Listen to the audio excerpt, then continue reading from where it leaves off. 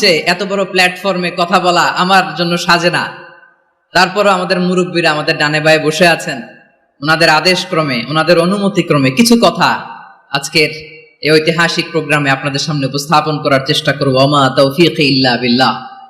প্রিয় ভাইয়েরা, 5 দিন ব্যাপী এই তাফসিরুল কোরআনের প্রোগ্রামে অনেক ওলামা হযরত কথা বলেছেন। যারা কোরআন সুন্নাহ থেকে আমাদেরকে কোরআনের কথাগুলো শোনালেন, আমরা যেন সেগুলো আমল করতে পারি। আল্লাহ আমাদেরকে তৌফিক দান করুক। শুরুতে আমাদের নিয়তটাকে খালেস করে নেওয়া দরকার। এই যে গ্যাদারিং, এই যে হিউজ শোডাউন, এগুলো যদি আমাদের নিজেদেরকে পরিবর্তন না করে, তাহলে এতে কোনো লাভ নাই। জোরে বলেন ঠিক কিনা? এই প্রোগ্রাম যদি আমাদের জীবনকে পরিবর্তন করে, আমাদের চিন্তার ডিএনএ কে চেঞ্জ করে দেয়, তাহলেই চট্টগ্রামের প্যারেড ময়দান সার্থক। আসুন আমরা চিন্তাকে খালেস করে নেই। আমরা সবাই নিয়ত করি যে যতটুকু কথা আমরা কোরআনের আলোকে শুনবো, আমলের নিয়তে শুনবো ইনশাআল্লাহ। বলেন সবাই। আমাদের কথা অনেক বেশি, সময় অনেক কম। আমরা আর কাল বিলম্ব না করে মহাবিশ্বয় মহাগ্রন্থ আল কোরআন আল কারীম থেকে কিছু কথা শুনি।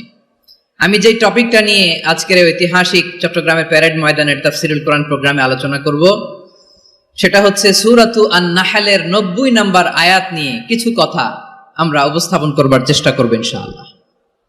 আমার খুতবার শুরুতেই আপনারা মোটামুটি আন্দাজ করে ফেলেছেন যে আমি কি নিয়ে আলোচনা করব, কারণ যে আয়াতটি আমি তেলাওয়াত করেছি, এই আয়াতটি প্রায়শই এই ভূখণ্ডে, এই বাংলাদেশে জুমার দিনে খতিব সাহেবরা দ্বিতীয় খুতবা শেষের দিকে পড়ে না? কি কমন পড়ছে? ইন্নাল্লাহা ইয়া'মুরু বিল আদলি ওয়াল ইহসান ওয়া ইতা'i যিল কুরবা ওয়া ইয়ানহা আনিল ফাহশাই ওয়াল মুনকারি ওয়াল বাগি ইয়া'iদুকুম লাআল্লাকুম তাযাক্কারুন। মুখস্থ আছে না সবার? আসুন আমরা এই আয়াতের সরল অর্থ, এর মর্মবাণী, এর সংক্ষিপ্ত তাফসীর সবাই মিলে আজকের এই প্রোগ্রাম থেকে উদ্ধার করার চেষ্টা করি। আপনারা মনোযোগী আছেন তো? ইনশাআল্লাহ। এই আয়াতটা অনেক কম্প্রিহেন্সিভ একটা আয়াত। সাইয়েদনা আব্দুল্লাহ ইবনে মাসউদ রাদিয়াল্লাহু তাআলা আনহু উনি বলেছেন, ইন্নাহা মিন আজমাই আয়াতিল কুরআন। এটা কোরআনের সবচেয়ে জামে মানে আয়াত। যদিও ছোট্ট আয়াত, অল্প কিছু কথামালা, কিন্তু তিনি বলতেন এটা কোরআনের সবচাইতে জামিআ মানে সবচেয়ে কম্প্রিহেন্সিভ একটা আয়াত, যেখানে কথা কম, শব্দ কম, কিন্তু এটার দোতনা, এটার আবেদন, এটার মিনিং অনেক বেশি। সুবহানাল্লাহ। এই আয়াতে আল্লাহ তাআলা বেসিক্যালি আমাদেরকে 3টা বিষয়ে আদেশ করেছেন আর 3টা বিষয়ে বারণ করেছেন, মানে নিষেধ করেছেন। আওয়াজ করে বলুন, আদেশ করেছেন কয়টা? প্রিয় চট্টলার ভাইয়েরা, আমার মতো এই যে 3 আঙ্গুল উঁচু করে বলেন, আদেশ করেছেন কয়টা? আবার নিষেধও কয়টা? মানবো তো আমরা ইনশাআল্লাহ? বলেন সবাই। 3 do's and 3 don'ts, do's and don'ts। 3টা আদেশ, 3টা নিষেধ। এই 3টা আদেশ আর 3টা নিষেধের ভেতরে আল্লাহ তাআলা গোটা ইসলামী শরিয়ার মূল নির্যাসকে ঢুকিয়ে দিয়েছেন। সুবহানাল্লাহ। এই ছোট্ট একটা আয়াতে গোটা ইসলামী শরিয়ার, the gist, the cream of the creams, গোটা ইসলামী শরিয়ার মূল নির্যাসকে আল্লাহ ঢুকিয়ে দিয়েছেন। 3টা আদেশ আর 3টা নিষেধ। আসুন আমরা সরাসরি কোরআন থেকে শুনি। সবাই পড়ুন, আউযু বিল্লাহি মিনাশ শাইতানির রাজীম, বিসমিল্লাহির রহমানির রহিম। ইন্নাল্লাহা ইয়া'মুরু বিল আদলি ওয়াল ইহসানি ওয়া ইতা'i যিল কুরবা ওয়া ইয়ানহা আনিল ফাহশাই ওয়াল মুনকারি ওয়াল বাগি ইয়া'ইযুকুম লা'আল্লাকুম তাযাক্কারুন।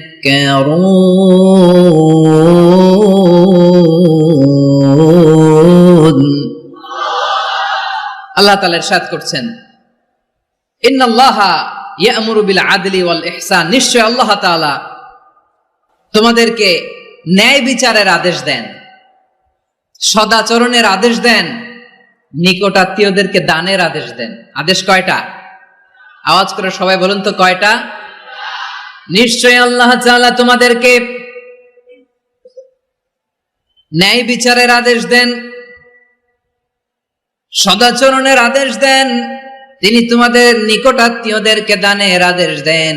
আর তিনি তোমাদেরকে অশ্লীলতা থেকে নিষেধ করেন, মন্দ কাজ থেকে নিষেধ করেন, অবাধ্যতা সীমা লঙ্ঘন থেকে নিষেধ করেন।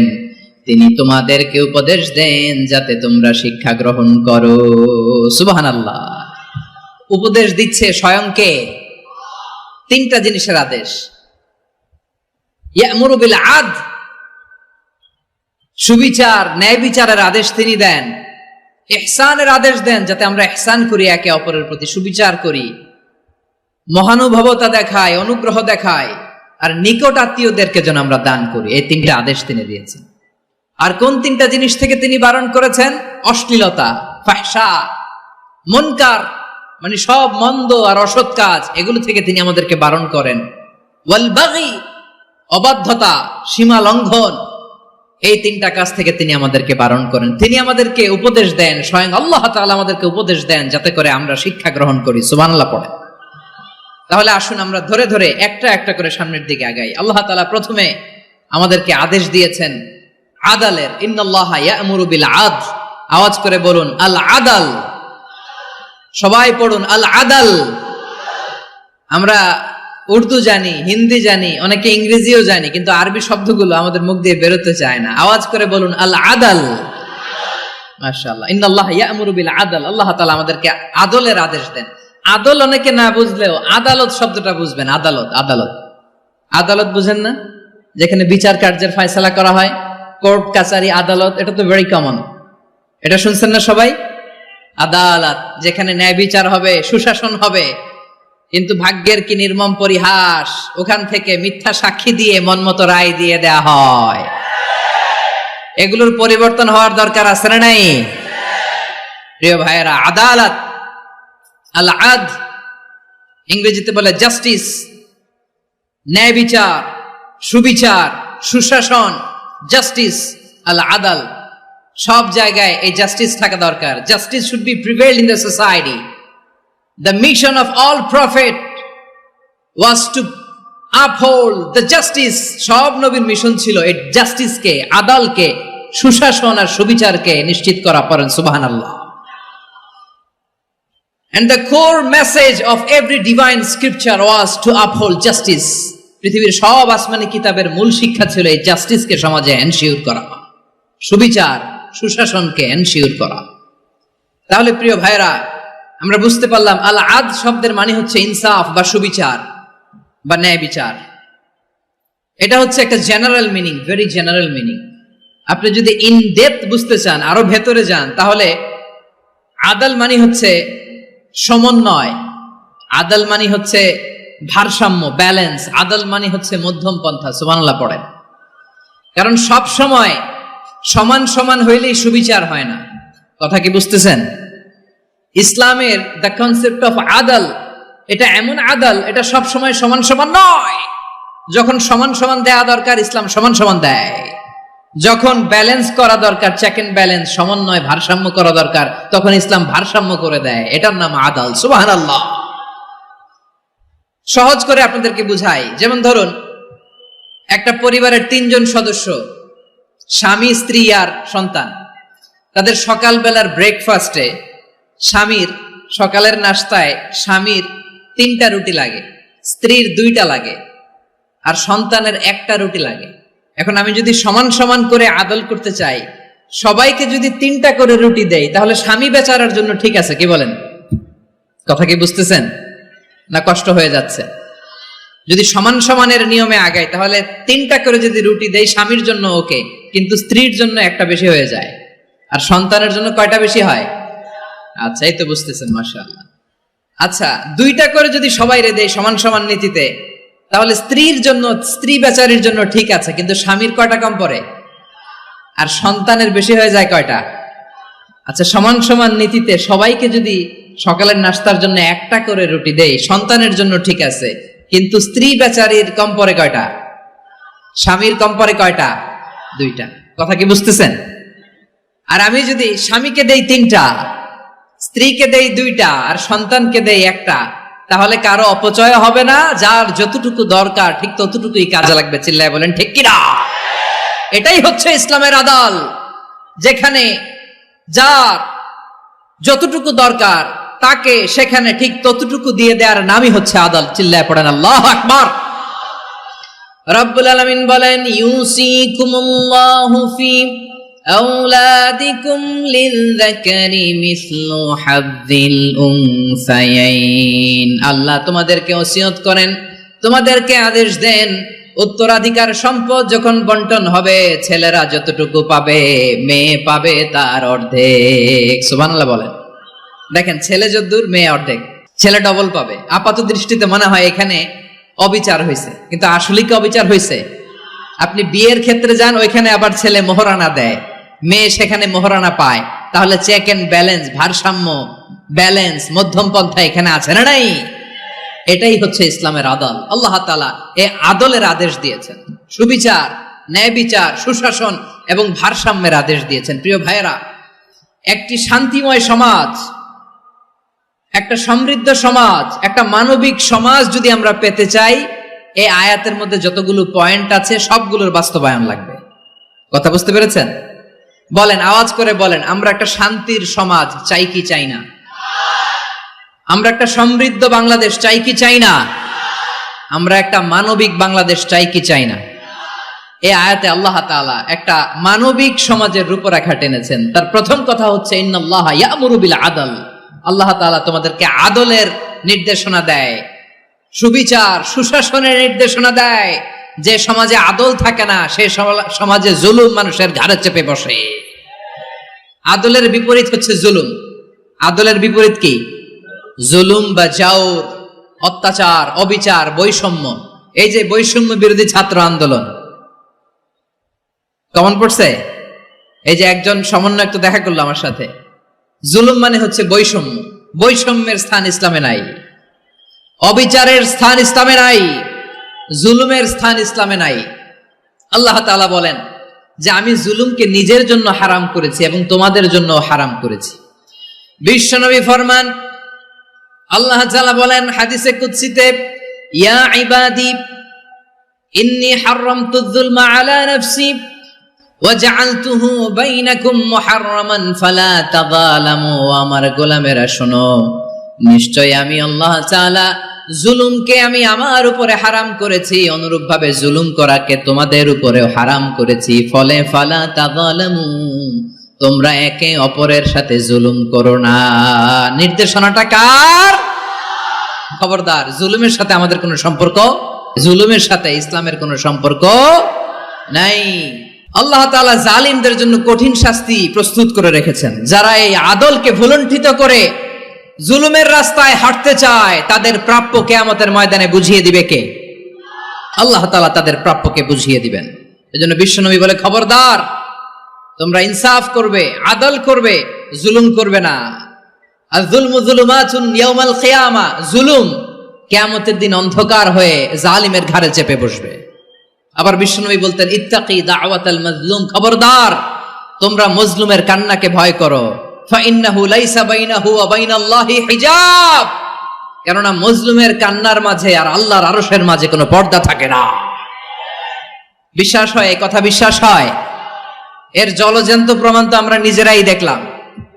হ্যাঁ, মজলুমের কান্না ফুলে ফেপে মহিরুহ হয়ে, পাহাড়ের মতো হয়ে, বিস্ফোরিত হয়ে জালিমের মসনদকে ছারখার করে দিয়েছে। এর প্রমাণ তো আমরা নিজেরাই তো দেখলাম। জালিমের পরিণতি কি হয় আমরা জীবদ্দশাই তো দেখলাম। এমনও কোনো জুলুম নাই যে হয় নাই, ঠিক কিনা বলেন? আহারে জুলুম, আহারে জুলুম।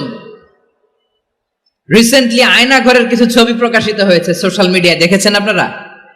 হ্যাঁ, ছোট্ট একটা জায়গা, স্বাধীন মানুষকে প্রাণীর মতো, পাখির মতো খাঁচায় বন্দী করে রেখেছে। কখন দিন কখন রাত কিচ্ছু জানে না, কখন দিন কখন রাত কিছু জানে না। বছরের পর বছর কেটে গিয়েছে। এক্সট্রা জুডিশিয়াল কিলিং এর কোনো হিসাব নাই, বিচার বহির্ভূত হত্যা, এনফোর্স ডিসঅ্যাপিয়ারেন্স, গুম, যেটা সবচাইতে বড় মানবতা বিরোধী অপরাধ। কত মানুষ যে গুম হয়েছে তার কোনো ইয়ত্তা নাই। যেই ফ্যামিলির সদস্য গুম হয়েছে তারা কি ওই লোকটার জন্য মাগফিরাতের দোয়া করবে? নাকি সুস্বাস্থ্যের দোয়া করবে তারা নিজেরাও জানতো না, কারণ জানে না ও বেঁচে আছে না মরে গেছে। আহা, বিডিআর নওজোয়ানদের যারা ছাড়া পেল দেখলাম বিনা অপরাধে, কোনো অন্যায় ছাড়া, অপরাধ ছাড়া তাদের জীবন থেকে, তাদের তারুণ্যের, তাদের যৌবনের 15 বছর, 16 বছর, 17 বছর নাই, 6 মাস বয়সের ছোট বাচ্চাকে রেখে জেলে গেছে। 6 মাসের মেয়ে বেরোয় দেখে মেয়ের বয়স 17 বছর। মেয়ে বাবারে চিনে না, বাবা মেয়েরে চিনে না। মেয়েকে এখন বিয়ে দিয়ে আরেক ছেলের হাতে তুলে দিবে। মেয়ের শৈশব বাবা দেখে নাই, মেয়ের কৈশোর বাবা দেখে নাই, মেয়ের তারুণ্য দেখে নাই। আরেক যুবককে দেখলাম 14 বছরের 14 দিনের সংসার, 2 সপ্তাহের সংসার শেষে জেলে গেছে। কত যুবকের যে স্ত্রী চলে গিয়েছে ফ্যামিলি ছেড়ে, কারণ জানে না তো কবে আসবে, কি হবে, কেউ জানতো না। দাম্পত্য জীবনের মাত্র 14 দিনের স্মৃতি, এই স্মৃতিকে আঁকড়ে ধরে এক বোন 16টা বছর, 17টা বছর কাটিয়ে দিয়েছে। আমি নিউজটা দেখে ভাবলাম, আমার এই বোনের প্রতিটি দিন কিভাবে কেটেছে, প্রতিটি রাত কিভাবে কেটেছে, প্রতিটি ক্ষণ কিভাবে কেটেছে। বিশ্বনবী বলেছেন, ইত্তাকি দাওয়াতাল মাজলুম ফাইন্না লাইসা বাইনাহু ওয়া বাইনাল্লাহি হিজাব। মাজলুমের কান্নাকে ভয় করো, কারণ মাজলুমের কান্না আর আল্লাহর মাঝে কোনো পর্দা থাকে না। আমরা আর এরকম কোন জুলুম বাংলাদেশে দেখতে চাই না, জোরে বলেন ঠিক কিনা? আর কেউ নতুন করে জালিম হোক আপনারা চান? আবার নতুন করে কেউ ফ্যাসিস্ট হোক আপনারা চান? এক দল আরেক দলকে নিশ্চিহ্ন করার রাজনীতিতে মেতে উঠুক, এটা আপনারা চান? আমরা বাংলাদেশকে আদল দিয়ে সাজাতে চাই। আমরা এই 56,000 বর্গ মাইলের প্রতিটা ইঞ্চি মাটিকে কোরআনের আইন দিয়ে সাজাতে চাই। রাজি আছেন আপনারা? কারা কারা রাজি দেখান হাত তুলে আল্লাহকে।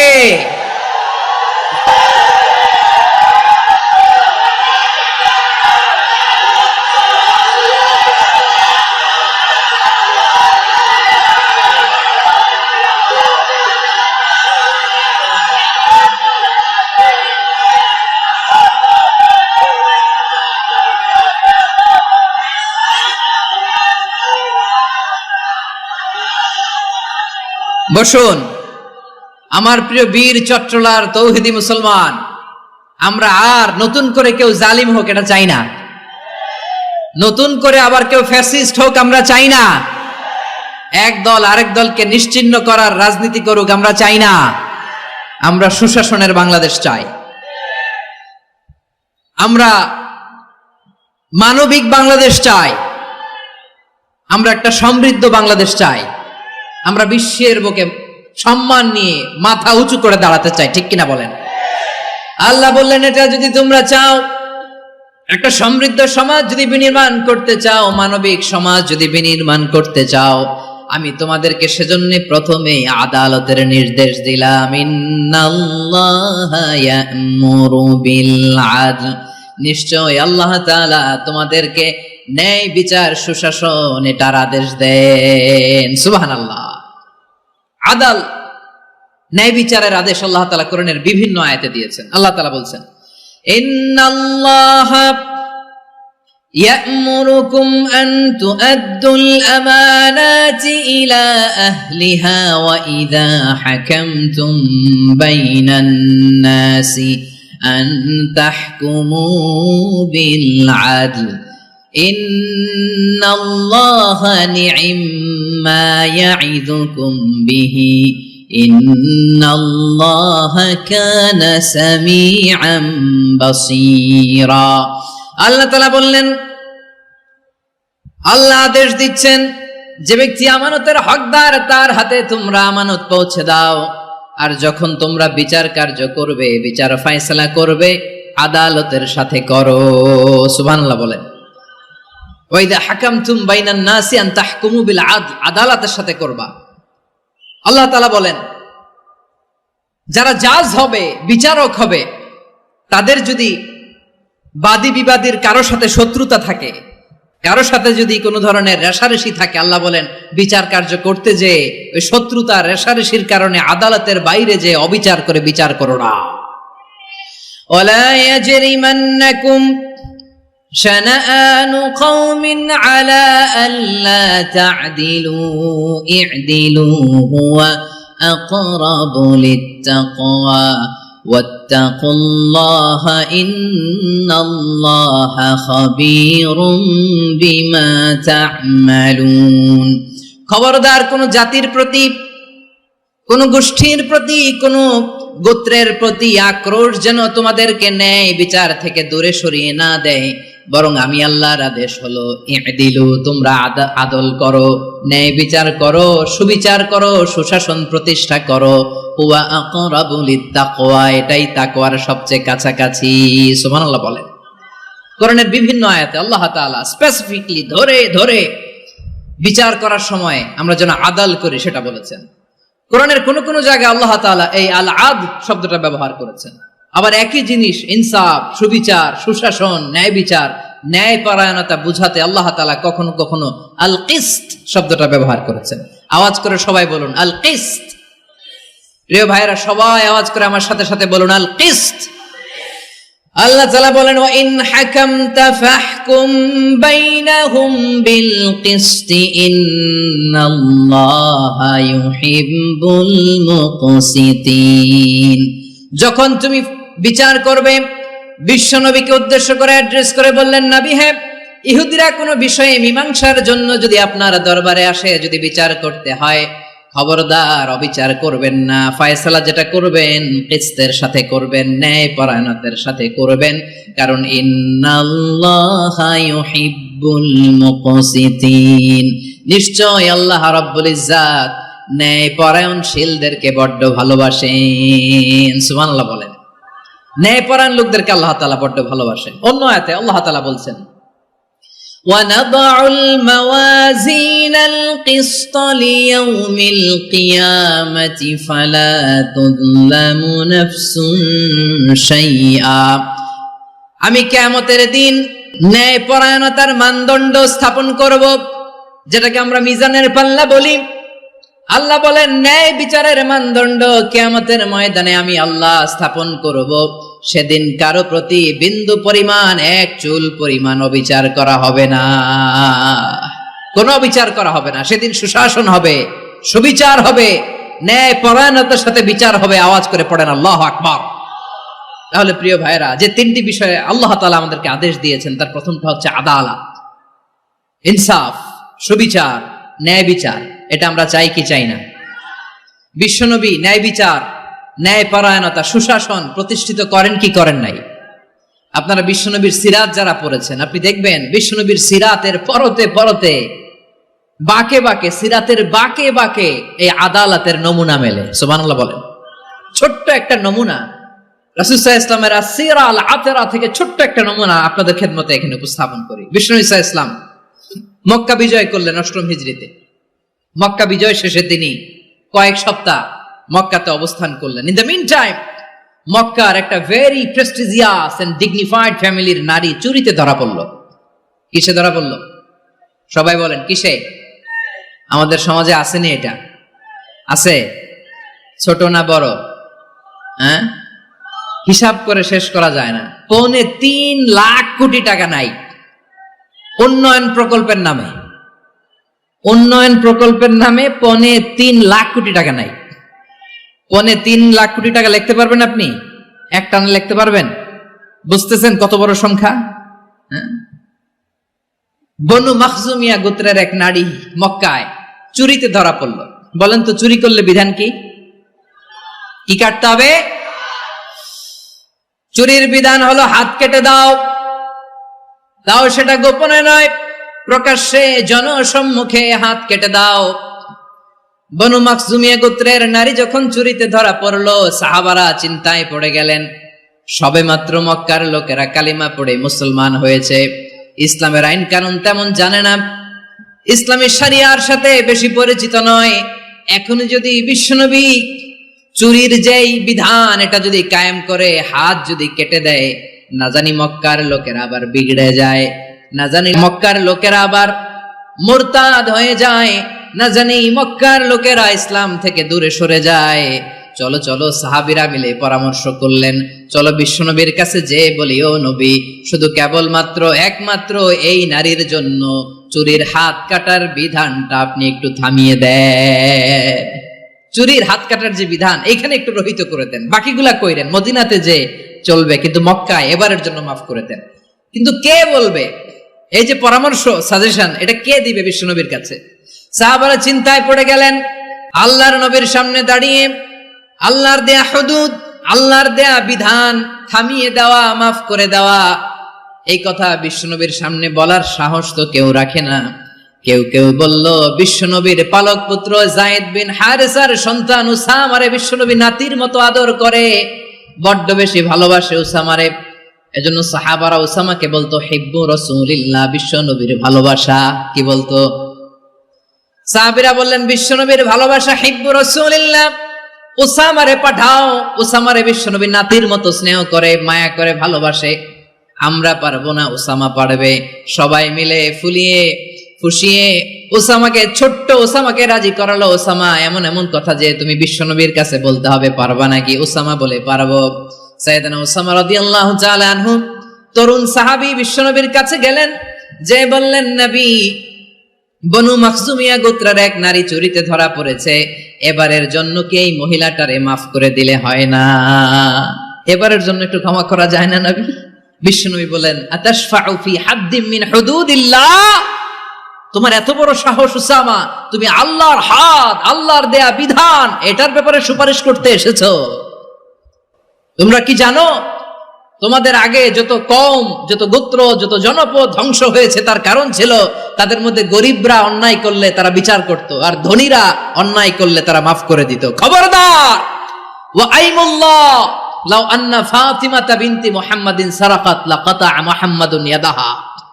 বিশ্বনবী বললেন, ওরে উসামা, বানু মাখজুমিয়ার ওই প্রেস্টিজিয়াস এন্ড ডিগনিফাইড ফ্যামিলির মেয়ে তো দূর কি বাত, অনেক দূরের কথা। জেনে রেখো উসামা, আমার কলিজার টুকরা, নয়নের পুটুলি ফাতেমাও যদি মক্কার জমিনে আজকে এই চুরির দায়ে ধরা পড়তো, আমি বিশ্বনবী মুহাম্মদুর রাসূলুল্লাহ ধরে ফাতেমার ডান হাতটা কেটে দিতে এক বিলম্ব দেরি করতাম না। ইন্নাল্লাহা ইয়া'মুরু বিল আদল, আমাদেরকে জাস্টিস শিখায়। পশ্চিমারা আমাদেরকে ইনসাফ শিখায়, আমাদেরকে সুশাসন শিখায়। আর ইনসাফ, সুশাসন, ন্যায় বিচার, সুবিচার, জাস্টিস কারে বলে বিশ্বনবীর বায়োগ্রাফি থেকে জেনে নাও। এই ছিল বিশ্বনবী সাল্লাল্লাহু আলাইহি ইসলামের আদালতের নমুনা। আপনি যদি সাইয়েদনা ওমর ফারুকের জীবনের দিকে তাকান, এমন কঠোর, এমন বীর সেনানী ছিলেন। সাইয়েদনা ওমর ফারুক যদি রাস্তার এই মাথা দিয়ে হাঁটা শুরু করতেন, শয়তান ওমর ফারুককে দেখলে ওই রাস্তা রেখে দিয়ে অন্য রাস্তা দিয়ে হাঁটতো। সুবহানাল্লাহ। ওমর ফারুক রাদিয়াল্লাহু তাআলা আনহু কি পার্সোনালিটি ছিল, কি পার্সোনালিটি! আমাদের এলাকায় ছোট বাচ্চারা রাতে ভাত খেতে চায় না, আমার মেয়েটাও খেতে চায় না। এই এটা দিব, ওইটা দিব, আজকে মাহফিলে আসার সময় বলে দিছে লিস্ট করে এটা এটা আনতে হবে। তো ছোট্ট বাচ্চাদের অনেক বায়না থাকে, ওরা রাতে খেতে চায় না। তো মায়েরা বিভিন্ন ভয় দেখায়, এই বাঘ আসবে, বাঘ আসবে খাও, এই ভূত আসবে, ভূত আসবে খাও। আপনারা কি বলেন চট্টগ্রামে? কি আসবে? হ্যাঁ, ভূত, ভূত, ভূত আসবে, বাঘ আসবে, খাও খাও খাও, তাড়াতাড়ি খাও। তো বাচ্চারা এগুলো শুনে ভয়ে খেতে শুরু করে। মদিনার জমিনেও একই ঘটনা ঘটতো। মদিনার ছোট্ট ছোট্ট সোনামণিরা খেতে চাইতো না। তো মায়েরা বলতো, হা হুয়া ইয়াতি উমর, হা হুয়া ইয়াতি উমর, ওই যে উমর আসতেছে, উমর। ওমরে ফারুকের কথা শুনলে বাচ্চারা একেবারে ঠান্ডা। সুবহানাল্লাহ পড়বেন না? প্রভু তুমি বলেছ রাসূল দেবে না, বলনি দেবে না ওমর, বলনি দেবে না হামজা তারিক, খালিদ বিজয় সমর। প্রভু তুমি বলেছ রাসূল দেবে না, বলনি দেবে না ওমর, বলনি দেবে না হামজা তারিক, খালিদ বিজয় সমর। প্রভু তুমি বলেছ রাসূল দেবে না। আল্লাহু আকবার। ওমর ফারুক রাদিয়াল্লাহু তাআলা আনহু, ওনার কথা শুনলে গায়ের মধ্যে গুজবাম হয়, গায়ের পশমগুলো দাঁড়িয়ে যায়। সুবহানাল্লাহ বলেন। কি পার্সোনালিটি ছিল, কি ব্যক্তিত্ব ছিল। মুনাফিকরা ওমরে ফারুককে জমের মতো ভয় পেতেন। শয়তান, খোদ শয়তান, শয়তান অন্য রাস্তা দিয়ে হাঁটতো। ওমরে ফারুক রাদিয়াল্লাহু তাআলা আনহুর জীবনে যদি দেখেন, তাহলে সেখানে আপনি আদালতের, ইনসাফের, সুশাসনের, জাস্টিসের নমুনা দেখতে পাবেন। কয়টা শুনবেন? সাইয়েদনা ওমরে ফারুকের রাদিয়াল্লাহু তাআলা আনহুর সন্তান আব্দুর রহমান মিশরে মদ খেয়ে মদ্যপ অবস্থায় ধরা পড়েছে। মদ খাওয়ার কারণে, মদ যদি কেউ পান করে আর যদি প্রমাণিত হয়, তার বিচার হলো 80 বেত। আওয়াজ করে বলেন কয় বেত? বাংলাদেশেও তো এই আইন আছে নাকি? বাংলাদেশে আছে?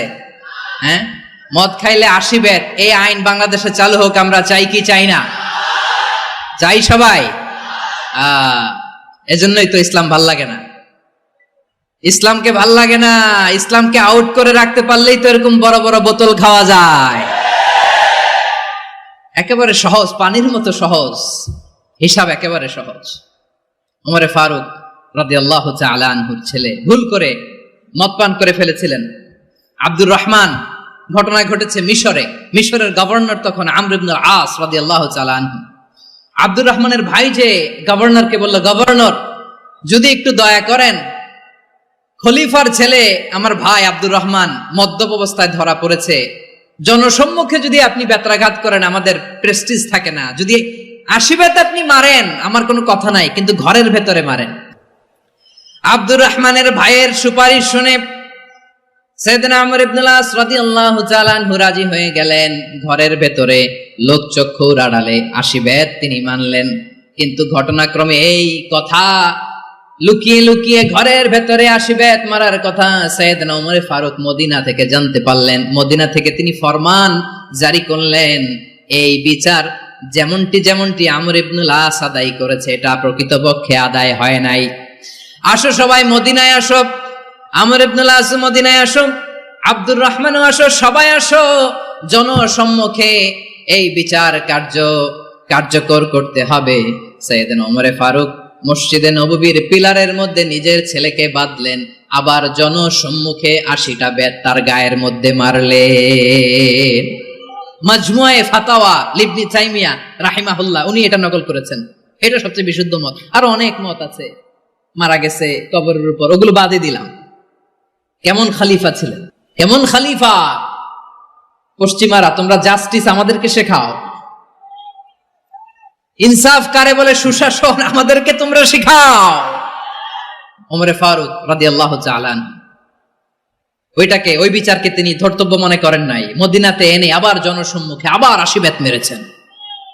মিশরে ওমরে ফারুক রাদিয়াল্লাহু তাআলা আনহু আমর ইবনে আসকে গভর্নর করে পাঠালেন।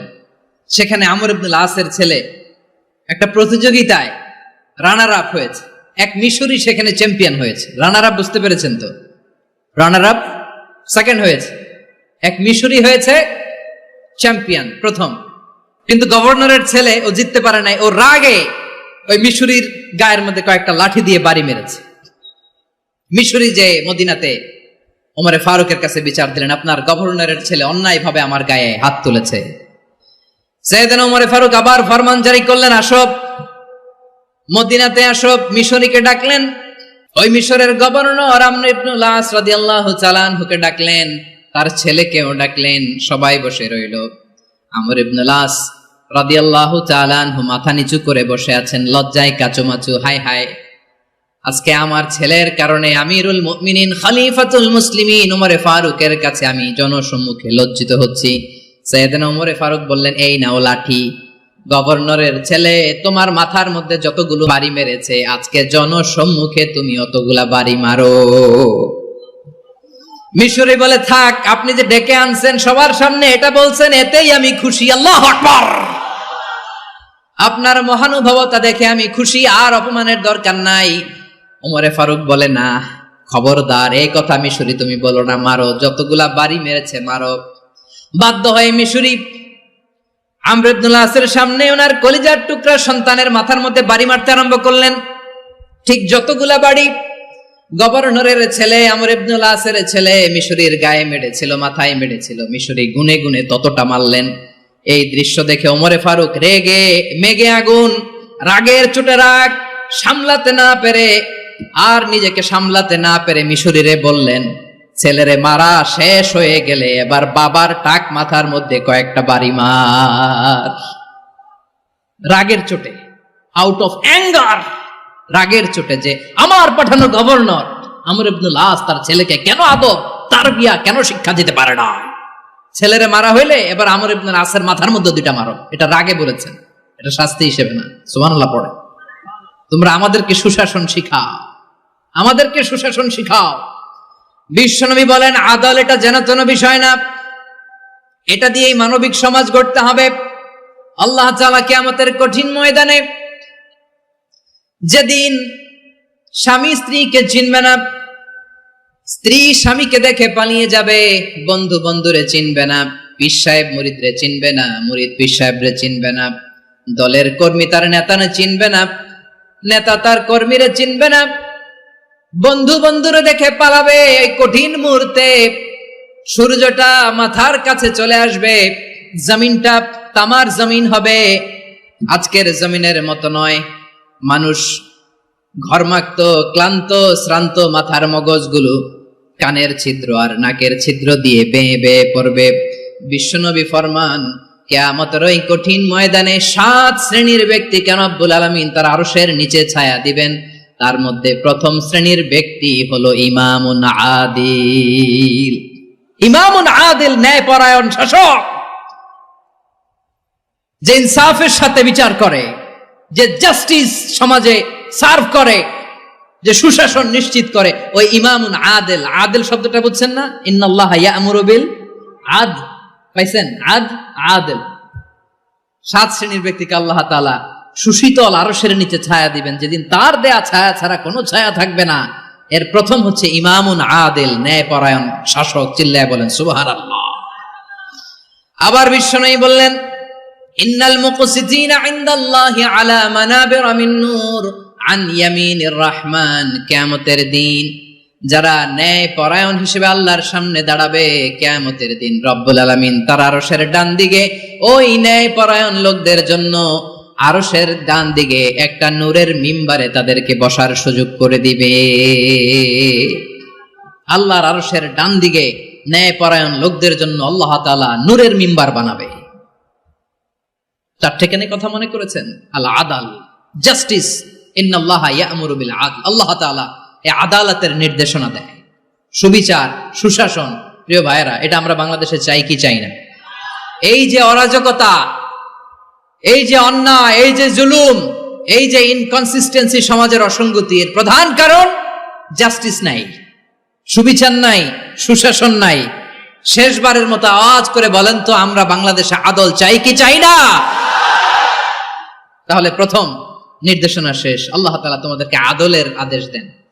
এরপরে আল্লাহ বললেন আমি তোমাদেরকে ইহসানের আদেশ দেই। ইন্নাল্লাহা ইয়া'মুরু বিল আদলি ওয়াল ইহসান। আমি তোমাদেরকে যেমনি আদলের নির্দেশনা দেই, তেমনি ভাবে তোমাদেরকে ইহসানের নির্দেশনা দেই। ইহসান, আওয়াজ করে সবাই বলেন তো ইহসান। সবাই বলেননি, সবাই বললে এতটুকু আওয়াজ হবে আমি বিশ্বাস করি না। আওয়াজ করে বলুন আল ইহসান। ইহসান মানে কারো প্রতি সফট হার্টেড হওয়া, মহানুভব হওয়া, অনুগ্রহ পরায়ণ হওয়া, অনুগ্রহশীল হওয়া, একে অপরের প্রতি দয়াদ্র হওয়া। একে অপরের প্রতি দয়াদ্র অনুগ্রহশীল হওয়া ছাড়া মানবিক সমাজ কশিনকালেও গঠন করা সম্ভব না। প্রিয় ভাইয়েরা, সুন্দর আচরণ দিয়ে, ইহসান দিয়ে যা জয় করা যায়, নরম আচরণ দিয়ে যেটা অর্জন করা যায়, কঠোরতা দিয়ে সেটা পারা যায় না। বিষ্ণু ঈসা ইসলাম ইহসান দিয়ে, কোমল আচরণ দিয়ে, তার অনুগ্রহ দিয়ে তিনি অনেক কাফিরের হৃদয়কে জয় করে ফেলেছেন। সাইয়েদনা সুমামা ইবনে উসাল রাদিয়াল্লাহু তাআলা আনহুর কথা মনে পড়ে যায়। তিনি ছিলেন ইয়ামামার বাদশা। মদিনাতে বিশ্বনবীকে হত্যা করার নিয়তে এসেছিলেন। গোপনে গোপনে বিশ্বনবীকে হত্যা করে আবার ইয়ামামাতে তিনি ফিরে যাবেন। কিন্তু কি অবাক করা কাণ্ড, হত্যা করতে পারে নাই, সাহাবাদের হাতে তিনি ধরা পড়ে গেলেন।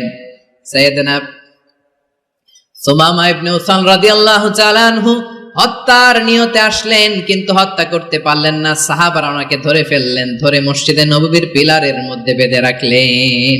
সুমামা ইবনে উসাল, সিরাত থেকে শুনি, সিরাত থেকে শোনাচ্ছি রাদিয়াল্লাহু তাআলা আনহু। ইয়ামামার অধিপতি ছিলেন। ইয়ামামা বিশ্বনবীকে হত্যার জন্য আসছেন, ধরা পড়ে গেছেন, এখন মসজিদে নববীতে বেঁধে রাখছে, তার মানে বন্দী। এখন স্ট্যাটাস কি?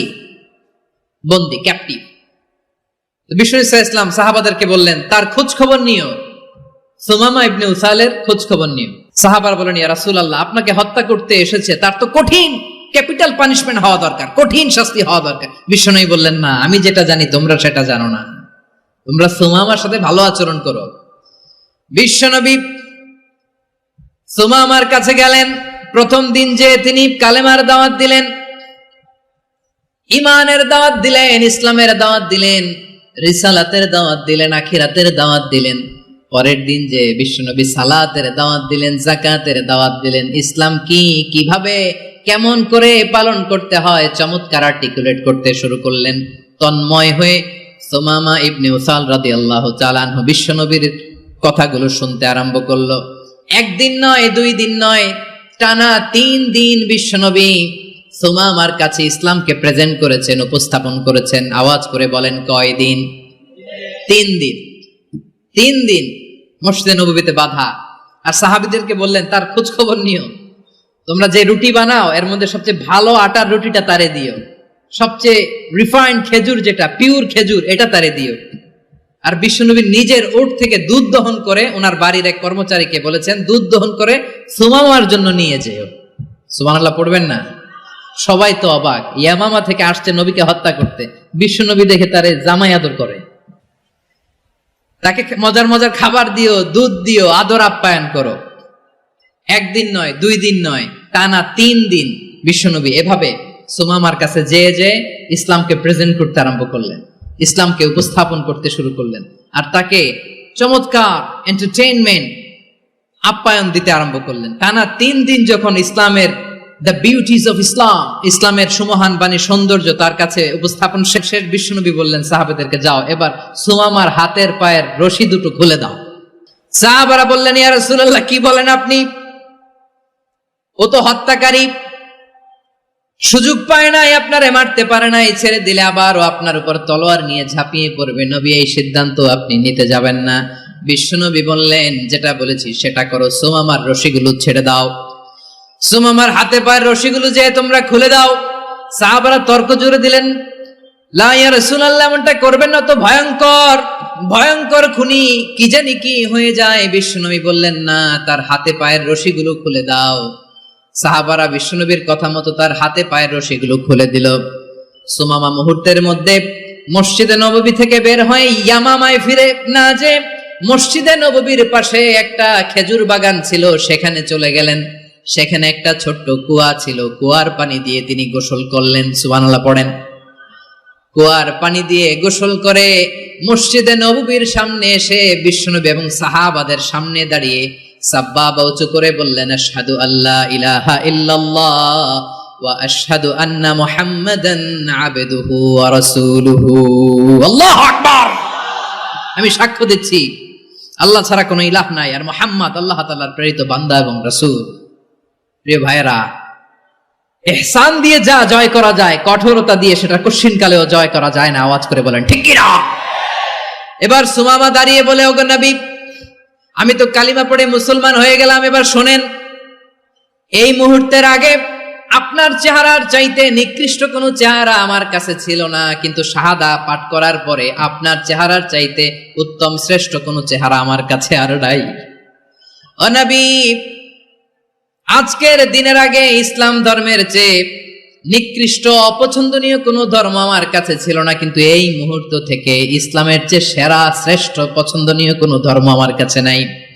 নবী গো, আজকের দিনের আগে মদিনার চাইতে অপছন্দনীয় নিকৃষ্ট কোনো শহর আমার কাছে ছিল না, কিন্তু এই মুহূর্তের পর থেকে মদিনার চাইতে কোনো শ্রেষ্ঠ শহর আমার জানা নাই।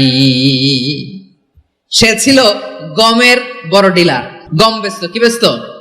তার গম কিনে মক্কার লোকেরা রুটি খাইতো। সে ঘোষণা দিল, আজকে থেকে মক্কাবাসীদের জন্য সব গম আমি হারাম করে দিলাম। মক্কাবাসী এখন না খেয়ে মরে। সুবহানাল্লাহ পড়বেন না?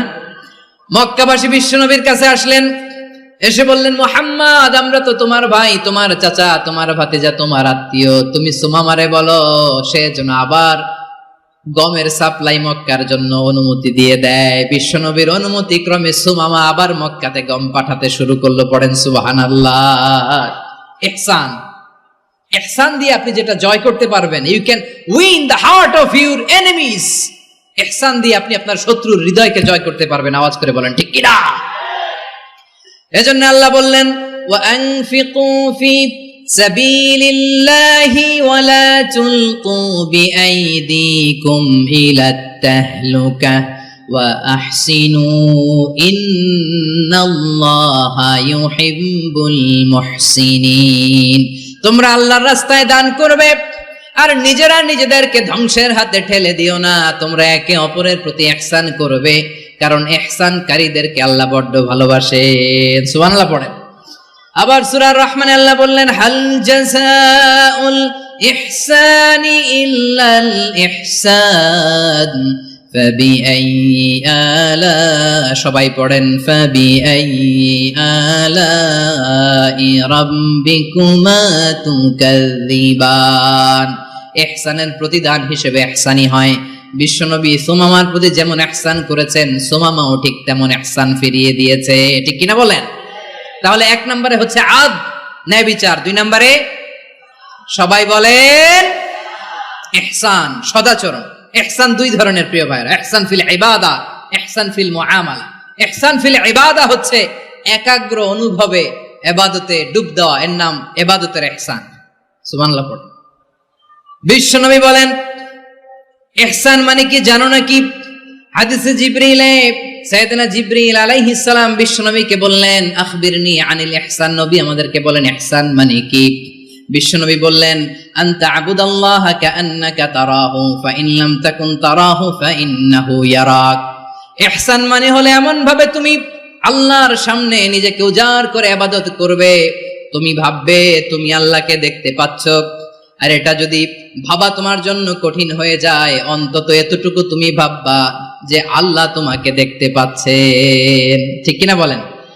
ও আমার বীর চট্টলার ভাইয়েরা, কেউ যেটা দেখে না সেটা দেখে কে? এই বিশ্বাস হৃদয়ের মধ্যে আছে? নামাজে যখন দাঁড়ান এই ফিলিংসটা আনা যাবে? হ্যাঁ, এই জন্য বিষ্ণু ইসলাম বলেছে এমন ভাবে নামাজে দাঁড়াও, ইবাদত করো, মনে করো হতে পারে এটাই আমার জীবনের শেষ নামাজ। Perform the salah as if this is your last and final prayer. এমন ভাবে সালাতে দাঁড়াও, ভাবো হতে পারে এটাই তোমার জীবনের শেষ নামাজ। এমন ভাবে নামাজে দাঁড়াও, ভাবো এটাই শেষ নামাজ। তাহলে নামাজে একাগ্রতা বাড়ায় দিবে কে? ফলে ইবাদতের ইহসান আমাদের অর্জিত হবে। আর মুআমালাতে ইহসান হলো, বিশ্বনবী বলেন, ইন্নাল্লাহা তাবারাকা ওয়া তাআলা কাতাবাল ইহসানা আলা কুল্লি শাই ফাইদা কাতালতুম ফাআহসিনুল কিতলা ওয়া ইযা যাবাহতুম ফাআহসিনুয যাবহা ওয়ালিউহিদ্দা আহাদুকুম শাফরাতাহু ওয়ালিউরিহ যাবিহাতাহু। ইহসান দুই ধরনের। আওয়াজ করে বলতে হবে কয় ধরনের? সবাই বলুন আওয়াজ করে, কয় ধরনের? একটা হচ্ছে ইহসান ফিল ইবাদা, ইবাদতে ইহসান। ইবাদতে ইহসান কি? একাগ্র অনুভব দিয়ে ইবাদত করা, মন প্রাণ দিয়ে ইবাদত করা। আর মুআমালাতে ইহসান কি?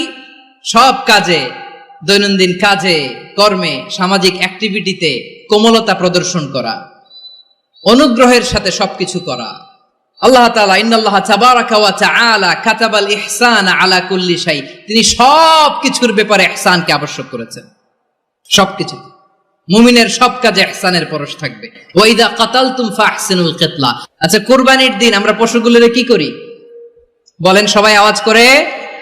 জবাই। জবাই মানে তো এটারে মেরেই ফেলতেছি, একটু পরে তো টুকরো টুকরো করে গোশতগুলো খাবো, এটা তো খাবো, এটা তো মেরেই ফেলবে। বিষ্ণু বলে না, জবাইয়ের মধ্যেও মুমিনের জবের ভেতরেও ইহসানের পরশ থাকা চাই।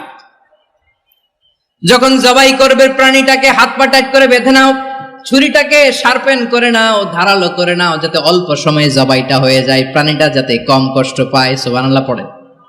দিস ইজ কল্ড ইহসান। ইহসান আল্লাহ তাআলা যেমনি আদলের আদেশ করেছেন, ন্যায় বিচার, জাস্টিস এনশিওর করতে বলেছেন, সমাজে ইহসানের ব্যবহার, ইহসানের অনুশীলন তিনি করতে বলেছেন। এজন্য মুমিনের প্রতিটি কাজে আমার চট্টগ্রামের ভাইয়েরা আমার দিকে তাকান, খেয়াল করে শুনুন, মুমিন জীবনের প্রতিটি কাজে ইহসানের পরশ থাকা চাই। আমরা যেন আমাদের পরিবারের প্রতি ইহসান করি, আমরা যেন আমাদের কর্মচারীদের প্রতি ইহসান করি, আমরা যেন আমাদের কলিগদের প্রতি ইহসান করি, আমরা যেন আমাদের ভাইদের প্রতি ইহসান করি। মুমিন জীবনের প্রতি কাজে ইহসানের পরশ থাকার দরকার আছে না নাই? কথা বুঝতে পেরেছেন? তাহলে আল্লাহ তাআলার 3টা আদেশ ছিল, কয়টা গেল? ভুলে গেছে চট্টগ্রাম। 3টা আদেশের মধ্যে কয়টা বললাম? প্রথমে কি ছিল? আদল। 2 নম্বরে 3 নম্বরে রব্বুল আলামিন বললেন ওয়া ইতাইদিল কুরবা, নিকটাত্মীয়দেরকে দান করো, নিকটাত্মীয়দেরকে দাও, যারা তোমাদের ব্লাড কানেকশনের আত্মীয় তাদেরকে তোমরা দাও। এখানে জেনারেলি বললেন দাও, কি দিব সেটা তিনি এখানে বলেন নাই, সেটা তিনি সূরাতুল ইসরার মধ্যে বলেছেন। আল্লাহ বলেন ওয়া আতিযাল কুরবা হাক্কা, নিকটাত্মীয়দেরকে তাদের অধিকার, তাদের প্রাপ্য তোমরা বুঝিয়ে দাও। দেখেন, একটা শান্তির সমাজ, একটা সমৃদ্ধ সমাজ, একটা মানবিক সমাজ গঠনের জন্য আল্লাহ তাআলা বেশি না, মাত্র 3টা অর্ডার, 3টা ভার্ডিক্ট তিনি জারি করেছেন। 1 নাম্বার সুশাসন, ন্যায় বিচার। 2 নাম্বার ইহসান। 3 নাম্বার নিকটাত্মীয়, যারা কাছের, তোমার ভেরি ক্লোজ রিলেশনশিপে আছে, তাদেরকে দাও। দাও, দিলে বাড়িয়ে দেয় কে? অনেকে দিতে চায় না, কৃপণতা করে। দিলে বাড়ায় দেয় কে? মদিনার মধ্যে সবচাইতে গরিব সাহাবী ছিল বেলাল রাদিয়াল্লাহু তাআলা আনহু। ওনার এন্টায়ার অ্যাসেট, সম্পদের পরিমাণ কতদূর জানেন? একটা লুঙ্গি। বেলাল রাদিয়াল্লাহু তাআলা আনহু, ওনার টোটাল ওয়েলথের এস্টিমেশন হচ্ছে মাত্র একটা লুঙ্গি। একটা লুঙ্গি, টোটাল ওয়েলথ এস্টিমেশন, টোটাল সম্পদের বেলাল রাদিয়াল্লাহু তাআলা আনহুর কি ছিল? কথা বোঝে নাই বোধহয়, কি ছিল? ওই বেলাল রাদিয়াল্লাহু তাআলা আনহুকে বিষ্ণু ইসলাম বলেছেন আনফিক ইয়া বেলাল, ও বেলাল তুমিও দাও। ওয়ালা তাখশা মিন যিল আরশি ইখলালা, আরশের অধিপতির তো কোনো ঘাটতি নাই, তুমি দিলে ওই আল্লাহ তোমারে বাড়ায় দিবে।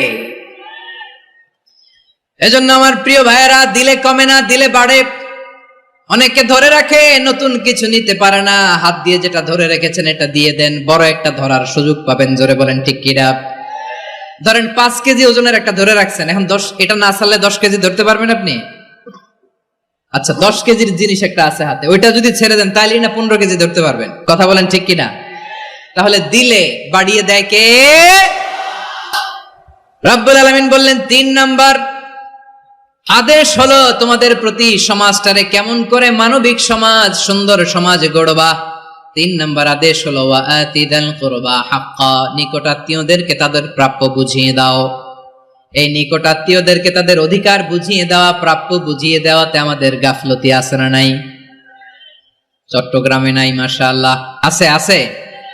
অনেকে দেখবেন অনেক আল্লাহওয়ালা, তাহাজ্জুদ গুজার, সেজদা দিতে দিতে কপালে কালো দাগ ফেলে দিছে, সে তার বোনের হকটা আদায় করে নাই। আছে না নাই? হ্যাঁ, এখানেও আছে। সর্বনাশ। অনেক বড় হাজী সাহেব, বিশাল লম্বা দাড়ি, ছেলেরে সব দিয়ে দিছে, মেয়েরে কিছু দেয় নাই, মেয়ের হক আদায় করে নাই। আছে না নাই? এই হাজী সাহেবেরা, এই আল্লাহওয়ালারা কিয়ামতের ময়দানে আটকে যাবে। আপনি অন্যের অধিকার নষ্ট করেছেন, তাদের রাইটস কে ভায়োলেট করেছেন। এজন্য আল্লাহ তাআলা বলেন, কারো অধিকার যদি কেউ নষ্ট করে, ওই সমাজটা মানবিক সমাজ কঠিনকালেও হতে পারে না। এজন্য 3 নম্বর আল্লাহ বললেন ওয়া ইতাইদিল কুরবা, নিকটাত্মীয়দেরকে দাও। কি দিবা? তাদের অধিকার দিয়ে দাও। বোনের অধিকার বুঝিয়ে দাও, মেয়ের অধিকার বুঝিয়ে দাও, ফুফুর অধিকার বুঝিয়ে দাও। দেখবেন অনেক মায়েরা ছেলের পাতে মুরগির রান দেয়, মেয়ের পাতে দেয় মুরগির ঠ্যাং। এরকম আছে না নাই? ছেলেরা কি দেয়? মুরগির। মেয়ের পাতে কি দেয়? তো মেয়ের কি মুরগির রান খেতে মনে চায় না? মনে চায় না? এমনটা করা যাবে না। নিকটাত্মীয়দেরকে অধিকার দিয়ে দাও, নিকটাত্মীয়ের সাথে সুসম্পর্ক রাখো। আদেশটা কার? এজন্য প্রিয় ভাইয়েরা, জীবনে যদি বারাকা অর্জন করতে চান, নিকটাত্মীয়দের সাথে সুসম্পর্ক রাখতে হবে। তাদের জন্য উপহার পাঠাতে হবে। বিশ্বনবী বলেন, লা ইয়াদখুলুল জান্নাতা কাতে, যে ব্যক্তি আত্মীয়তার সম্পর্ককে ছিন্ন করে দেয় সে কশিন কালেও আল্লাহর জান্নাতে ঢুকবে না। আপনি কি এটারে সহজ হাদিস মনে করছেন? এটা সহজ কথা?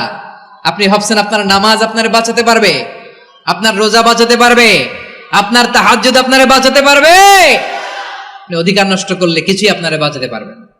এজন্য নিকট আত্মীয়দেরকে দিতে হবে বেশি বেশি। বিশ্বনবী বলেন, ইন্না সাদাকাতা আলাল মিসকিনি সাদাকা ওয়া আলা যির রাহিমি ইসনাতান সাদাকাতুন ওয়া সিলা।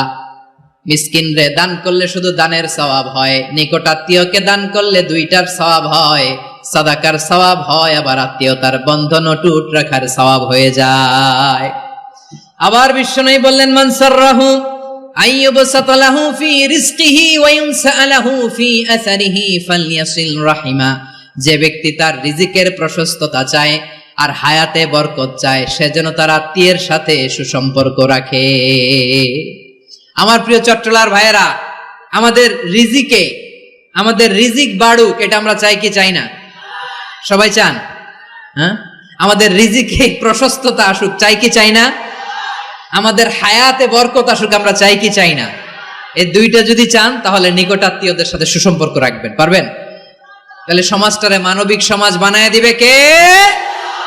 তিনটা আদেশ চলে গেল। কয়টা? আওয়াজ করে বলেন। 1 নম্বরে কি ছিল? 2 নম্বরে, 3 নম্বরে নিকট আত্মীয়দেরকে দান।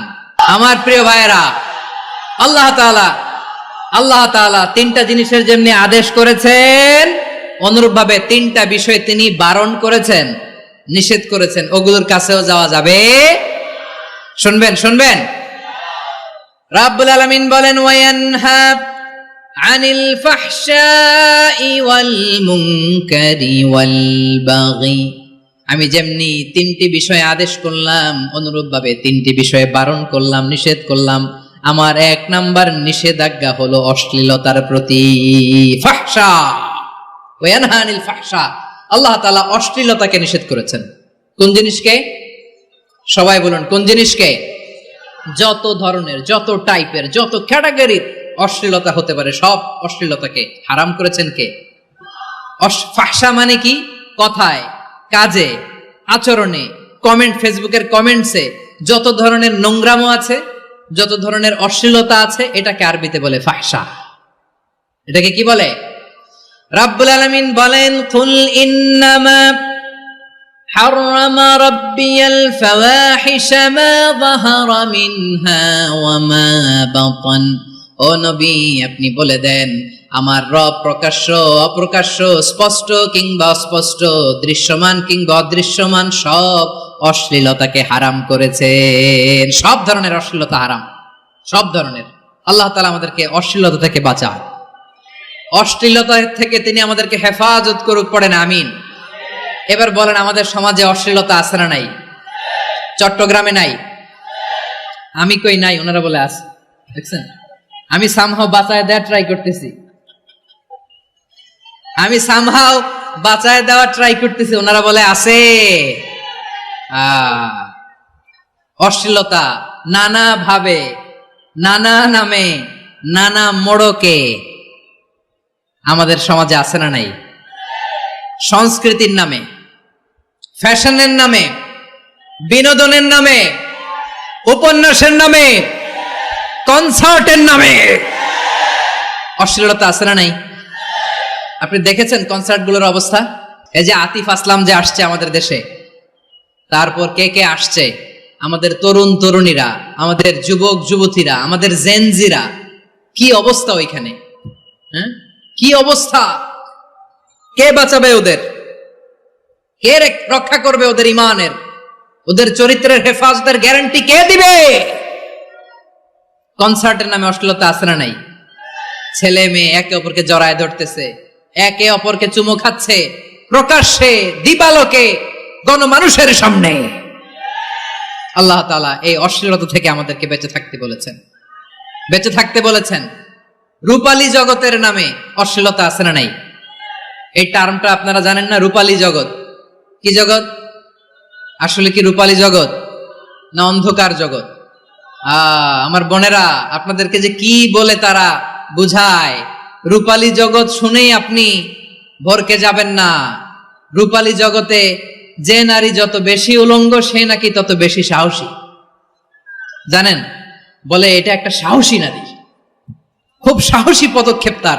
যত বেশি শরীর থেকে কাপড় নামাতে পারবে, যত বেশি বস্ত্রহীন হয়ে নিজেকে প্রেজেন্ট করতে পারবে, সে নাকি তত বেশি সাহসী।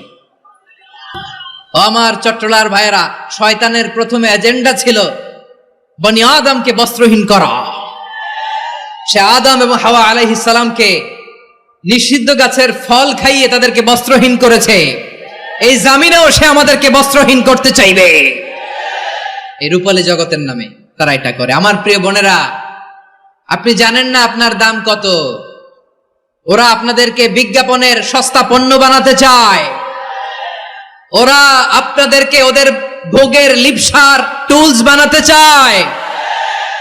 ওরা আপনাদেরকে দিয়ে ওদের খায়েশ পূরণ করতে চায়। এটা আপনাদের জন্য মোটেও ডিগনিটি নয়, এটা আপনাদের জন্য সম্মান নয়। আপনার সম্মান শালীনতায়, আপনার সম্মান হেজাবে, আপনার সম্মান ভদ্রতায়, আপনার সম্মান আপনার ডিসেন্ট পোশাকে। পোশাক বলে দেয় এই নারীটা ভদ্র না অভদ্র। পোশাক বলে দেয় এই মেয়েটা কোন ঘরের মেয়ে। আওয়াজ করে বলেন ঠিক কিনা? আপনি জানেন না, আপনারা সস্তা পণ্য বানায়, ভোগের পণ্য, বিলবোর্ডে আপনাকে উলঙ্গ করে উপস্থাপন করে। এই অশ্লীলতার সাথে ইসলামের কোনো সম্পর্ক। এজন্য আল্লাহ বলেন, আমি অশ্লীলতাকে হারাম করেছি। অশ্লীলতাকে হারাম করার প্রথম কারণ হলো এর মাধ্যমে মানবতাকে অপমানিত করা হয়। কারণ মানুষের সম্মান মানুষের পোশাকে। মানুষ যখন পোশাকহীন হয়ে যায়, বস্ত্রহীন হয়ে যায়, তার সম্মান কমে যায়, ঠিক কিনা? অশ্লীলতাকে হারাম করার প্রথম কারণ হচ্ছে মানুষ মানুষকে অপমান করে। একটা নারী, সে তো সম্মানিত। নারী যে কত সম্মানিত, নারীরা এটা বুঝেই নাই। বিশ্বনবী বলেন, আর দুনিয়া কুল্লুহা মাতা ওয়া খায়রু মাতা'আদ দুনিয়া আল মারআতুস সালিহা। আমার বোনেরা, 5টা প্যান্ডেলে আপনারা এলইডিতে আমার আলোচনা শুনছেন, আমি জানি। আপনাদের এই গর্ভ যে কত দামি আপনি জানেন না। আপনার পেট থেকেই আসবে আগামী দিনের সালাহুদ্দিন আল আইয়ুবী। আপনার পেট থেকেই আসবে অনাগত দিনের ইমাম মাহদী আল মুনতাজার। আপনার পেট থেকেই আসবে অনাগত দিনের ফয়সাল, ওয়াসিম, মুগ্ধ, আবু সাইদের মতো বীর যোদ্ধা।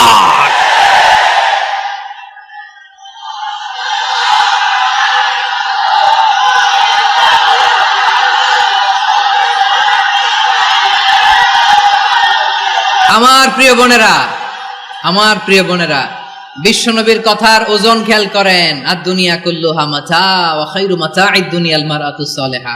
দুনিয়ার সবকিছুই অ্যাসেট, এর মধ্যে সবচেয়ে দামি অ্যাসেট নেককার নারী। আপনার গর্ভ যে কত দামি আপনি জানেন না। নিজের সময়টাকে কাজে লাগান, কোরআন পড়েন, সুন্নাহ পড়েন। আপনার অনেক দায়িত্ব ঘরে। You are the MD of your family. একটা family it's a very big institution. পরিবার একটা অনেক বড় প্রতিষ্ঠান। and you are the MD of your institution. আপনি এই পরিবারের MD, managing director of your family.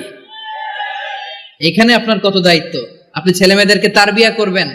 আপনি আপনার স্বামীর জন্য ঘরটার জান্নাতের নীর বানাবেন। আপনার জন্য জান্নাতের ডুপ্লেক্স বাড়ি ওইখানে তৈরি করে রাখবে কে? আপনি যে কত দামি আপনি জানেন না। নারীদেরকে আল্লাহ বানিয়েছেন উচ্চতর করে, নিম্নতর নয়। নারীদেরকে ছোট্ট জিনিস দিলে এটারে বড় করে দেয়। নারীদেরকে ভ্রূণ দিলে, শুক্রাণু দিলে নারী এটারে বাচ্চা হিসেবে উপহার দেয়, ঠিক কিনা? বিয়ের মাধ্যমে স্বামী যখন তার শুক্রাণু তার স্ত্রীকে উপহার দেয়, স্ত্রী রিটার্নে কি উপহার দেয়? ফুল ফর্ম বেবি, মানব সন্তান। দেখছেন, আপনি দিলেন একটুক, উনি দিছে বিশাল। আপনি যদি নারীকে বাজার এনে দেন, নারী এটাকে সুস্বাদু খাবারে রূপান্তর করে দেয়। আপনি তাকে একটা মুচকি হাসি দিয়ে দেন, সে তার কলিজা দিয়ে দেয়। কিন্তু যদি আপনি তার মনে কষ্ট দেন, সে আপনার জীবনকে জাহান্নাম বানায়া দেয়।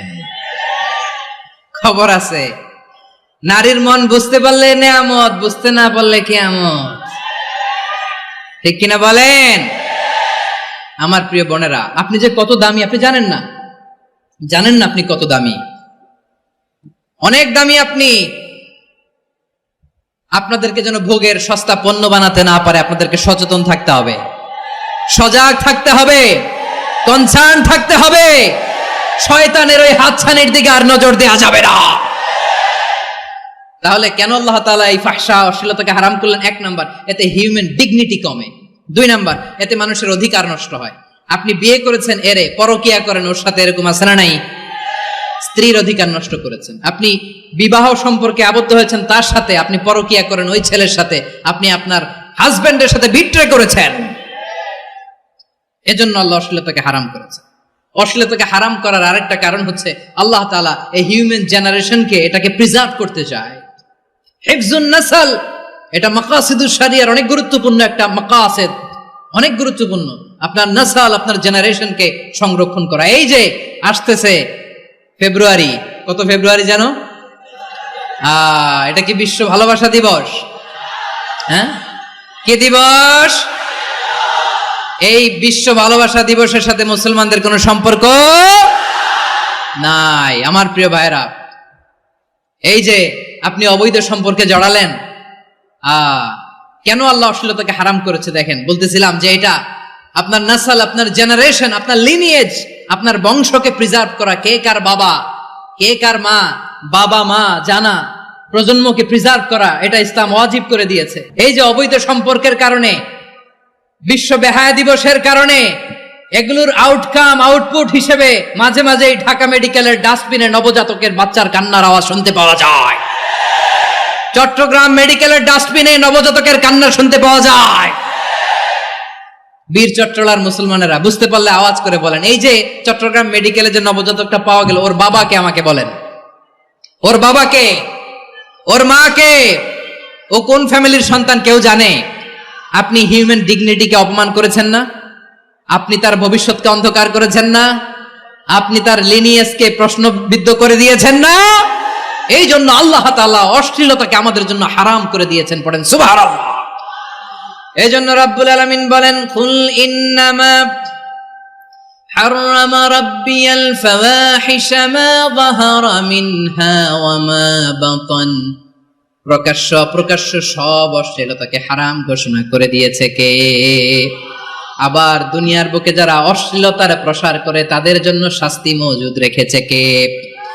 রাব্বুল আলামিন বলেন, ইন্নাল্লাযীনা ইউহিব্বুনা আন তাশিআল ফাহিশাতু ফিল্লাযীনা আমানু লাহুম আযাবুন আলীমুন ফিদ দুনিয়া ওয়াল আখিরাতি ওয়াল্লাহু ইয়ালামু ওয়া আনতুম লা তা'লামুন। নিশ্চয়ই যারা বিশ্বাসীদের মাঝে অশ্লীলতার প্রচার প্রসার করতে চায় তাদের জন্য আমি মর্মন্তুদ শাস্তি প্রস্তুত করে রেখেছি, দুনিয়াতেও রেখেছি, আখিরাতেও রেখেছি। ঘোষণাটা কার? যারা এই নাটকের নামে, সিনেমার নামে, রূপালী জগতের নামে, মুভির নামে, ওটিটি প্ল্যাটফর্মের নামে আমার সমাজে অশ্লীলতা ছড়াতে চায় তাদের জন্য কঠিন মর্মন্তুদ শাস্তি মজুদ রেখে দিয়েছে কে? ও আমার বোনেরা, এখনো আপনি জাগবেন না? এখনো আপনার চিন্তার দুয়ারে এখনো নাড়া পড়ে নাই? ওরা আপনাকে উলঙ্গ বানাতে চায়, ওরা আপনাকে আইটেম গার্ল বানাতে চায়। এজন্য ইসলাম অশ্লীলতাকে হারাম করেছে। হারাম। ইসলাম বলেছে যোজন যোজন দূরে থাকো, ওরা বলে না কাছে আসো, কাছে আসার গল্প, ক্লোজ আপ ওয়ান, কাছে আসার গল্প আছে না নাই? চট্টগ্রামে তো এগুলো নাই মাশাআল্লাহ। হ্যাঁ, এখানেও আছে ক্লোজ আপ ওয়ান, কাছে আসার গল্প। আল্লাহ বলেন ওয়ালা তাকরাবুজ জিনা, কাছেও এসো না, জিনা থেকে যোজন যোজন কিলো দূরে থাকো, ওরা বলে কাছে আসার গল্প। আমার বীর চট্টলার ভাইয়েরা, কাছে আসতে হলে আমরা কোরআনের কাছে আসব, কাছে আসতে হলে নবীর কাছে আসব, কাছে আসার গল্প হবে আমার রবের কাছে আসার গল্প। চিল্লায় বলো ঠিক কিনা? আওয়াজ করে বলুন, অশ্লীলতার সাথে আমাদের কোনো সম্পর্ক? আমরা এই সমস্ত ক্লোজ আপ ওয়ান, কাছে আসার গল্পের প্রোগ্রামে যাব? আমরা কোন ধরনের অশ্লীল কন্টেন্ট সোশ্যাল মিডিয়ায়, টিভিতে দেখব? কি যুগ যে আমরা কাটাচ্ছি আপনি কল্পনা করতে পারবেন না। নারী পুরুষের বস্ত্রহীন যুগল দৃশ্য, এটাকে দিয়ে ওরা কোটি ডলারের ইন্ডাস্ট্রি বানিয়েছে। পুরো মানব ইতিহাসে এরকম জঘন্য সময় মানব ইতিহাস পার করে নাই। শরীফ থেকে শরীফা শুনছেন আপনারা? দেখতে পুরুষ, আসলেই পুরুষ, সুস্থ একজন পুরুষ, 4 সন্তানের বাবা, বলে আমি মনে মনে নারী। দেখতে নারী, সুস্থ নারী, আসলেই সে দিব্যি একজন নারী, বলে আমি মনে মনে পুরুষ। সুস্থ পুরুষ তার বায়োলজিক্যাল গ্রোথকে হরমোন দিয়ে স্টপ করে দিয়ে সে সার্জারি করে নারী হতে চায়। সুস্থ নারী পুরুষ হতে চায়।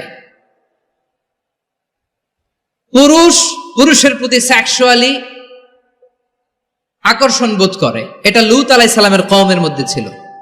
এটাকে আল্লাহ কোরআনে ফাহিশা বলেছেন।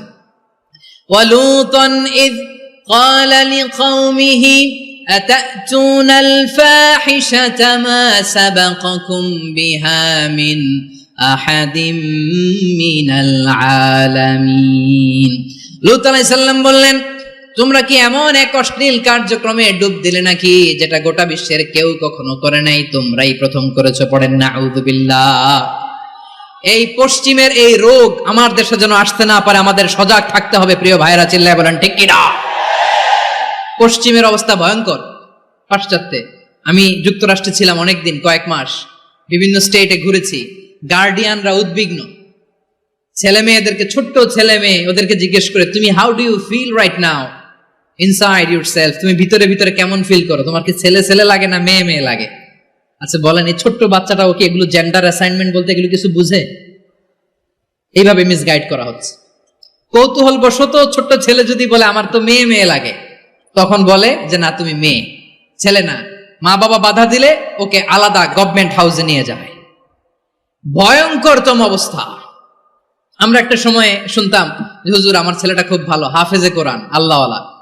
হুজুর আমার ছেলে দাড়ি রাখছে, আল্লাহওয়ালা।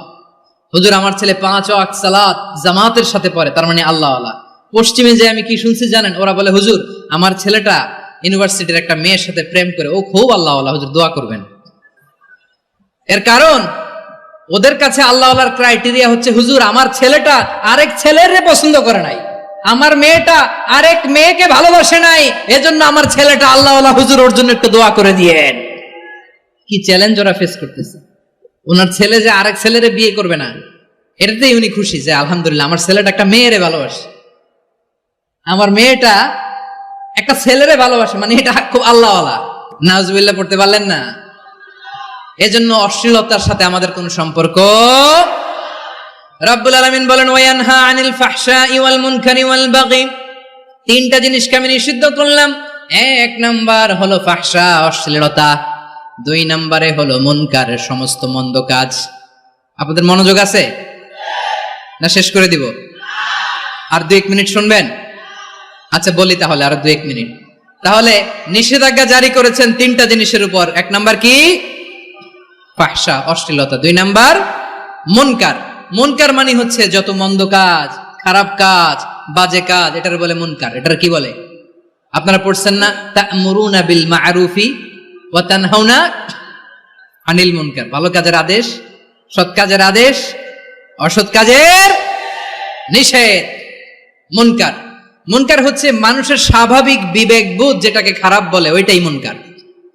পৃথিবীর সব আসমানি গ্রন্থ যেটাকে খারাপ বলেছে, মানুষের স্বাভাবিক বিবেকবোধ যেটাকে খারাপ বলেছে, এগুলো সব মুনকার।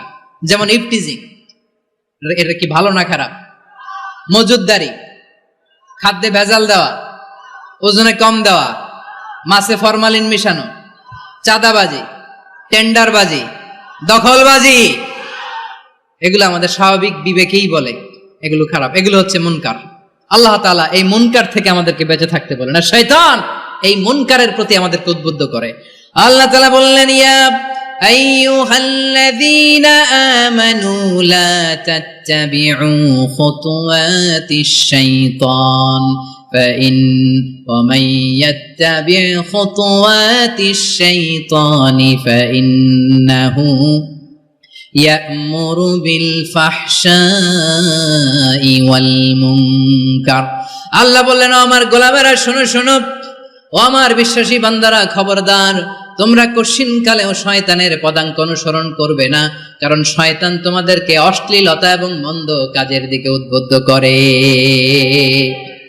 আমাদের কাজ হচ্ছে শয়তান আমাদেরকে যেদিকে নিতে চায় আমরা তার উল্টা দিকে যাব, ঠিক কিনা বলে? শয়তান এই মন্দ কাজকে আমাদের কাছে বিউটিফাই করে চাকচিক্যময় করে আমাদের সামনে উপস্থাপন করে। এজন্য আল্লাহ বলেন মুনকারকে থামাতে হবে, মুনকার প্রতিরোধ করতে হবে। মুনকার প্রতিরোধের দায়িত্ব শুধু আমাদের নাকি? শুধু আপনার খতিব সাহেবের, ইমাম সাহেবের, নাকি মুসলিম উম্মার সবার? আওয়াজ করে বলুন, মুনকার অসৎ কাজ প্রতিরোধের দায়িত্ব কার? রাব্বুল আলামিন বলেন কুনতুম খায়রা উম্মাতিন উখরিজাত লিন-নাসি তা'মুরুনা বিল মা'রুফি ওয়া তানহাউনা আনিল মুনকার। তোমাদেরকে শ্রেষ্ঠ জাতি করে জমিনের মধ্যে আবির্ভূত করা হয়েছে, যাতে করে তোমরা জমিনের ভেতরে সৎ কাজের আদেশ করতে পারো আর অসৎ কাজের নিষেধ করতে পারো। উম্মাহ কুনতুম খায়রা, তাহলে গোটা উম্মার দায়িত্ব, এটা বুঝতে পারছেন তো? আচ্ছা, আরো নিচে আসেন। এরপরে আল্লাহ বললেন শুধু উম্মাহ না, এই জমিনের রাজত্ব আমি যাদের হাতে দেই, এই জমিনের মালিক আমি যাদেরকে বানিয়ে দেই, যাদেরকে আমি সরকারের দায়িত্ব দেই, তাদেরকেও মুনকার প্রতিরোধের দায়িত্ব দিয়েছে কে? আল্লাহ বলেন যারা ক্ষমতার মসনদে বসেছে তাদেরকে 4 দফা কর্মসূচি আমি আল্লাহ দিলাম। আওয়াজ করে বলেন কয় দফা? আল্লাহ বলেন আল্লাযীনা ইম্মাক্কান্নাহুম ফিল আরদি আকামুস সালাতা ওয়া আতাউজ যাকাতা ওয়া আমারু বিল মা'রুফি ওয়া নাহাউ আনিল মুনকার ওয়ালিল্লাহি আকিবাতুল উমুর। যারা এই জমিনের উত্তরাধিকার হয়েছে তারা 4 দফা কর্মসূচি নিয়ে সামনে আগাবা। সালাত কায়েম করবা, যাকাত আদায় করবা, সৎ কাজের আদেশ দিবা, অসৎ কাজ থেকে মুনকার প্রতিরোধ করবা। আদেশটা কার? আমার প্রিয় চট্টলার ভাইরা, পুরো উম্মার দায়িত্ব মুনকার প্রতিরোধ করা, সরকার প্রধানের দায়িত্ব মুনকার প্রতিরোধ করা। এরপর আল্লাহ বলেন প্রতিটা ফ্যামিলির যিনি প্রধান সিইও বাবা, প্রত্যেক বাবারও দায়িত্ব এই মুনকার প্রতিরোধ করা। আওয়াজ করে বলেন ঠিক কিনা? যেমনটি সাইয়েদনা লুকমান আলাইহিস সালাম ওনার কলিজার টুকরা সন্তানকে আদেশ করেছেন, ইয়া বুনাইয়া আকিমিস সালাতা ওয়া'মুর বিল মা'রুফি ওয়ানহা আনিল মুনকার। পড়েন সুবহানাল্লাহ। বাবা ছেলেকে সবক দিচ্ছে। কে সবক দিচ্ছে? কাকে? লুকমান আলাইহিস সালাম ছেলেকে বলতেছে, ওরে আমার কলিজার টুকরা সন্তান, ওরে আমার বাছা, নামাজ কায়েম করবা, সৎ কাজের আদেশ দিবা, আর মুনকার প্রতিরোধ করবা, অসৎ কাজ, সমাজ থেকে খারাপ কাজকে ঝেঁটে বিদায় করে দিবা। তাহলে দেখেন আমি স্টেপ বাই স্টেপ নামলাম। পুরা উম্মার দায়িত্ব, জমিনের উত্তরাধিকারী আল্লাহ যাদেরকে বানিয়েছেন সরকার, তাদের দায়িত্ব, প্রতিটি ফ্যামিলির প্রধানের দায়িত্ব। এরপরে বিশ্বনবী বলেন সচেতন প্রতিটি মুসলিমের দায়িত্ব সমাজ থেকে মুনকারকে উৎখাত করা। বিশ্বনবী বলেছেন মান রাআ মিনকুম মুনকারান ফালিয়ুগাইয়িরহু বিয়াদিহি ফাইন লাম ইয়াস্তাতি ফাবিলিসানিহি ওয়া ইন লাম ইয়াস্তাতি ফাবিকলবিহি ওয়া যালিকা আযআফুল ঈমান।